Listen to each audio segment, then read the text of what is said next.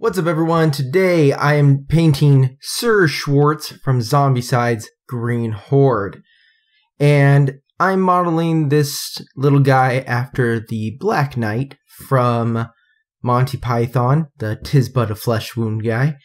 And I'm also trying to do some non-metallic metal on here. What I'm really excited about though is that this video is the debut of my new overlays. Such a simple thing, but I put a ton of work into them, and I think that they really amp up the quality of the video. I hope you'll agree when you see them. Definitely let me know in the comments below if you like the change to them. Other than that, let's get down to the table and I'll show you how I did them.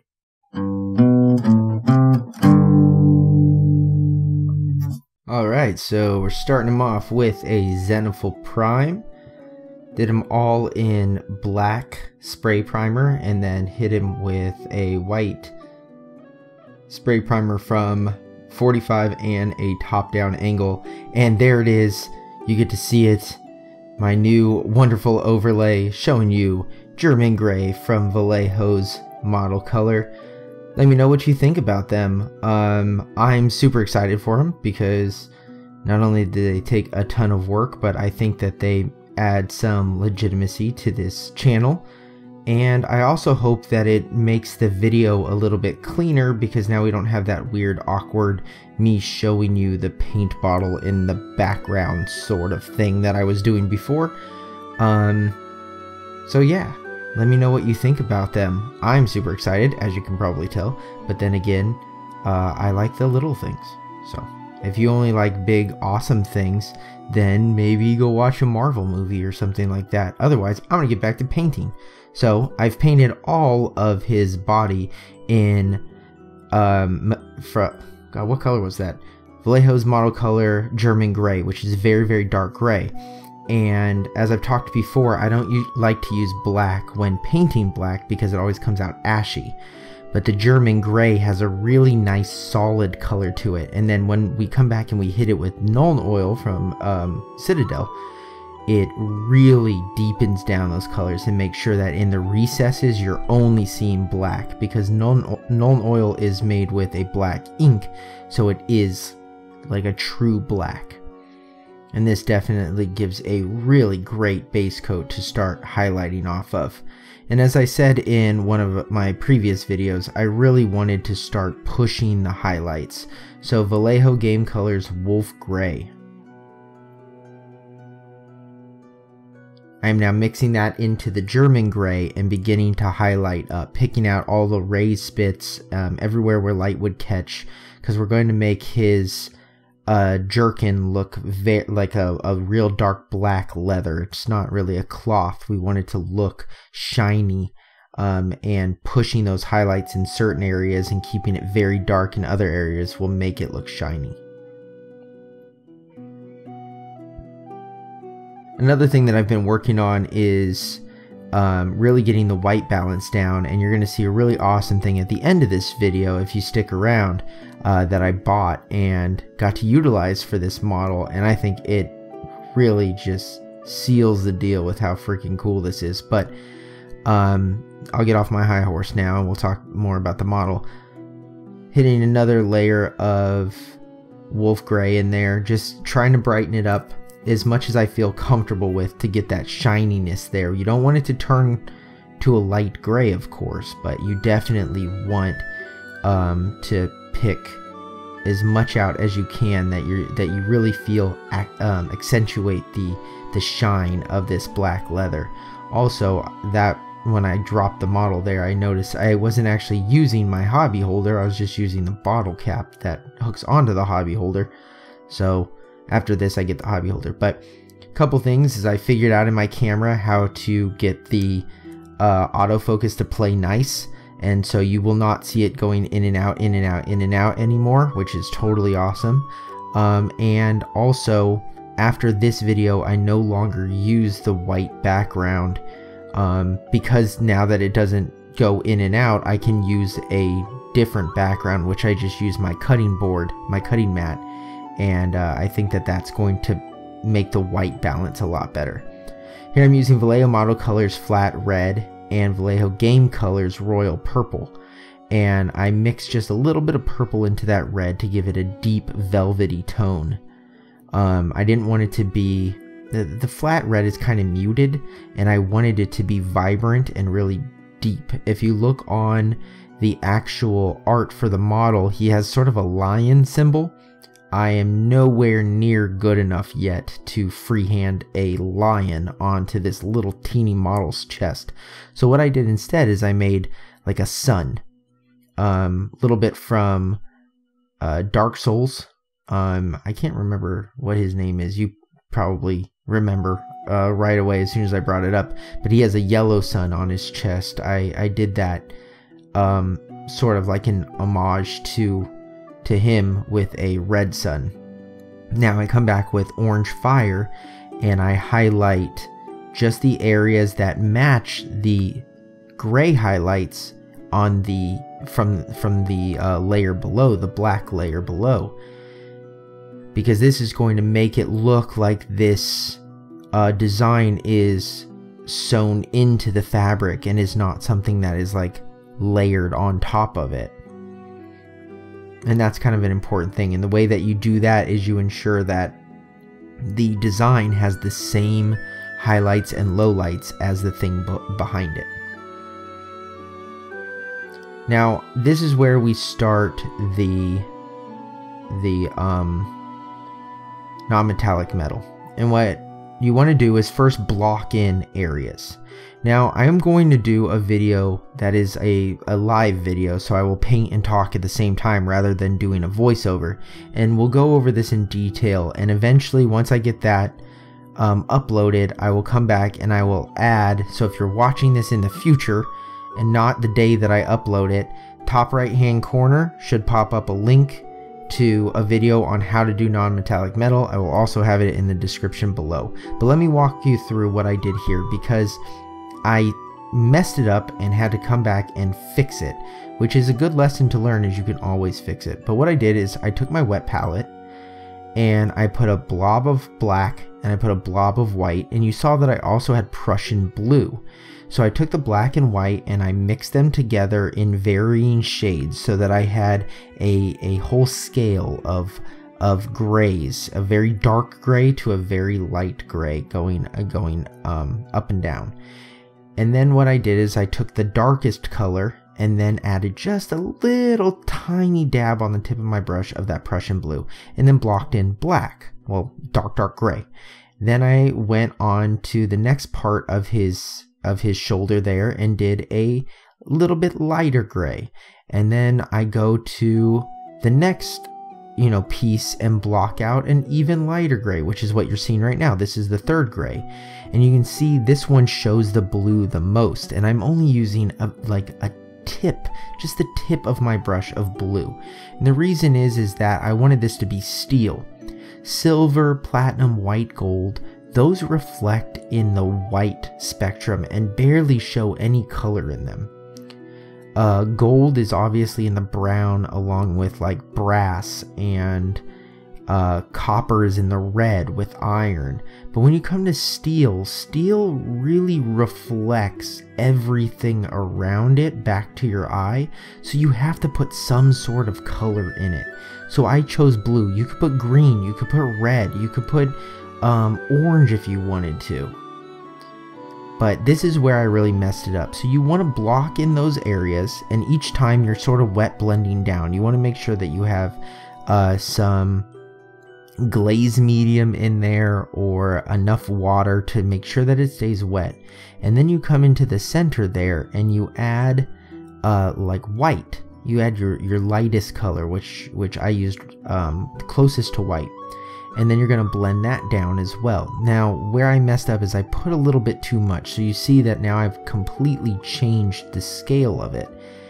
If you were to squint your eyes and look at it right now, you'd be like, oh yeah, that I can see the steel. It's already looking like it, because as soon as it starts on that curve to start to look blended of a very dark to a light to a dark again, it's going to look like steel in your mind. The blue also helps to sell that. But what I'm going to do is, I woke up at 3 o'clock in the morning and was just super, so you're going to see right here. Up until this point, everything was great. And then I added way too much white. There should not have been that much white on there. It needed to be much thinner. I also needed to wait until that had completely dried before I started this phase of it. So there I messed it up. And so follow everything, and then this part here, do not do what I did right there. So that's your lesson on what not to do. I got up at like 3 o'clock in the morning. I couldn't sleep because I was so mad that I had messed this up, and I actually came to my desk and fixed it. Then I got the other side up until that point, but let it dry and then went to bed. And that was at maybe 4 o'clock in the morning. I spent about an hour fixing it. And so now I'm going to move to the other side. You're going to see that left hand shoulder, the right hand as you're looking at it, is going to be now done. So now it's done. You can see I added some dings and dents in it and everything like that. But now the right hand shoulder, the left one as you're looking at it, is now ready for us to go. And what you're going to do there is you are then going to start glazing over it with some, make sure you have glaze medium, and you're going to take some middle layers. So here's the glaze medium, and you can see on my thumb there I have tons of paint. And I'm just making sure that whatever layer I put over my thumb, I can see through it, so I know how much I'm putting. And here you can see I'm putting a layer of the blue. So I'm making sure that I color it blue, and then I go back and I add a real dark glaze into the bottom third of the front and a bottom third of the back. Then I add a medium tone glaze into the second third, and I make sure that that gets into the black a little bit. And then I go and I put white on the top and do a very light glaze over that. And then I come back with a little bit of the blue and make sure that the blue still lives in there. And to be honest, if you like the way it looks, do it 2 more times. Do it 3 more times. I think Sam Lenz is someone who says if you like something, do it 3 more times. And it'll look like that. Here we have Mechanicus Standard Gray from Citadel. I did do the helmet. I didn't show that. Again, it didn't come out on camera the way that I think I could do if I was to do it live and didn't try to edit it and really talked my way through it as the way that I do it. Because you'll see in the end, it doesn't come out bad. But what I will tell you is that if you're going to put blood on a sword, do not make the sword bluish toned, because then it looks like the sword is red, white, and blue, like you're trying to do some kind of weird American sword. I'll show you that at the end. So what I'm doing here is I'm taking pure white. I just base coated this whole sword in Mechanicus Standard Gray to just give it a nice even base tone. But now I'm taking the white and I'm going over the sword in any of the spots that I think there's going to be the glare or like the bright highlight. And I'm using the character art in the game to try to like figure that out. So I'm looking at where is it brightest on the character art, and I'm coming and I'm just blocking that out with a white. So I'm not actually painting white like for that white to stay there. I'm just blocking it out so that I know where to look. So now we're going back to those same colors, white, black, and Prussian blue, all from Vallejo model color. And I'm doing this, you're going to be able to see it a little bit better here. Now I kind of skip forward on this because, I mean, we've gone over it 100 times already. But the point is that I'm putting black, like the darkest shade, because it's not really black because there is white in it. The black and white mix together completely so that there's a scale of darkest gray to lightest gray. There's no pure black, there's no pure white. Because we're doing steel again. If we had the brightest white, it would be very shiny, and we don't want it to look like it's polished steel. Because he has blood all over it, that means he's been using it, so it wouldn't be this purely polished steel.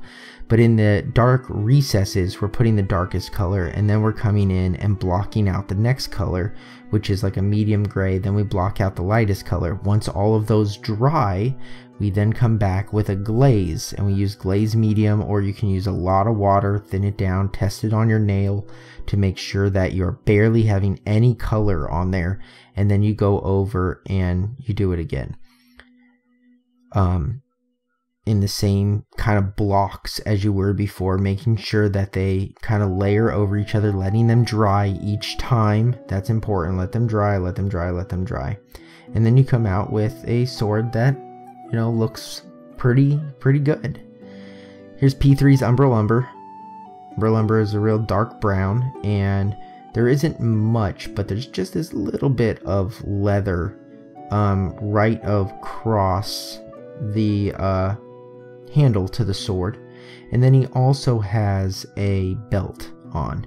And I was gonna do it in black leather, but I thought that the brown, with Umbral Umber being so dark in the first place, using the Umbral Umber I think really adds a little breaking point to the color of the model. I think that it actually does really good. Then he has straps, 2 on each side of his armor there. Oh, I would like to point out too that on the armor I edge highlight all of the armor in white. The problem is I did it a little bit too thick. But that's really all there is. He's done now. So now you can base him however you want. Now I normally base all of my Zombicide Green Horde models in a field type setting. But because he is a castle knight, I thought putting him on a cobblestone would look really good. So the way that I'm going to do a cobblestone is to start with Mechanicus Standard Gray, and it did take 2 coats to make sure that I covered all of the dripping paint that was below his feet. But we did 2 layers of Mechanicus Standard Gray, and then I came in with just a simple black and painted in the lines. So these are just lines for cobblestone, and you want some big, some small, you want some broken pieces. I started here with a triangle, which I was at first a little skeptical of what I was doing, but it actually, when you see it done, you'll see it looks pretty good. So some triangle pieces you want to throw in there.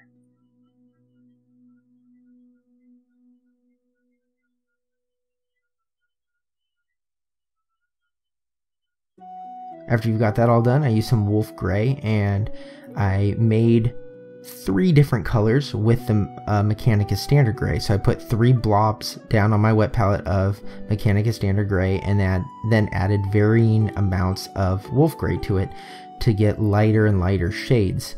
And then I just picked out 3 or 4 for each color, 3 or 4 stones on the cobblestone, and painted them in that color.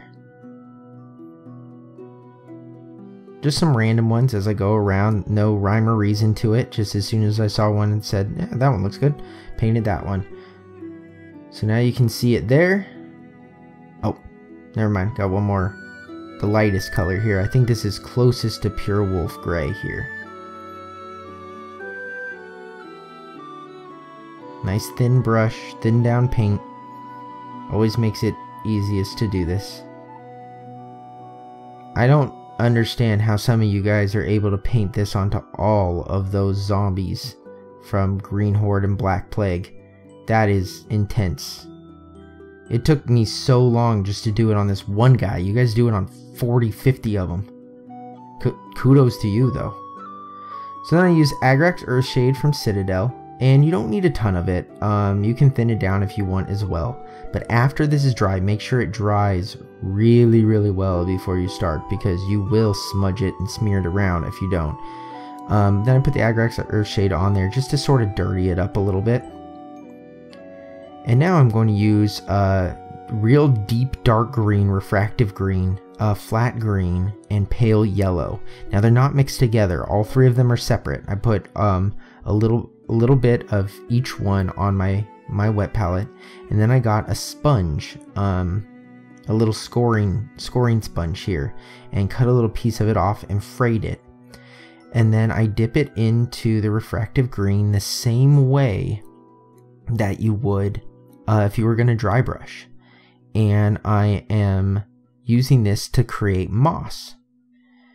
So the cobblestones will now have some moss on it. So I don't wipe it off. I don't worry about the colors mixing or anything like that. It's just I dab it, and I dab it basically until I can see it. You want the most amount of the darkest color. So the refractive green I have the most amount of. Then I come back with the flat green and put that on next. And I kind of tap it until I see a little bit of it kind of coming through, and then I move on to the next space. The last color that I'm going to use is pale yellow, and this one you want just a little tiny bit of. So basically I put barely any on there, I rubbed most of it off, and then I tap, and you see me tapping in the exact same spot. I'm tapping until I see any of it. As soon as I see that some of it has come off on the base, I'm done. And move on, because you do not want much on there.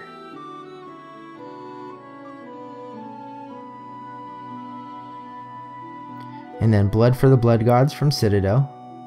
This one you use directly from the pot. You don't really want to thin it down.